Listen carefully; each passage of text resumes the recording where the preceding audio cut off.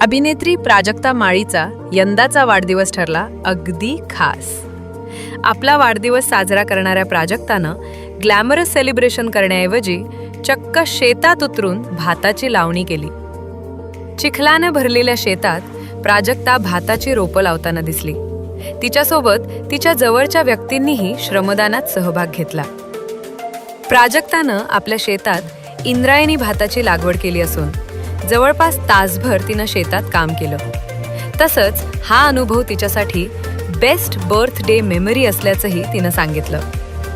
ग्लॅमरच्या दुनियेत असूनही मातीशी आणि शेतीशी असलेलं नातं जपणाऱ्या प्राजक्ताचं चाहत्यांकडून भरभरून कौतुक होत आहे.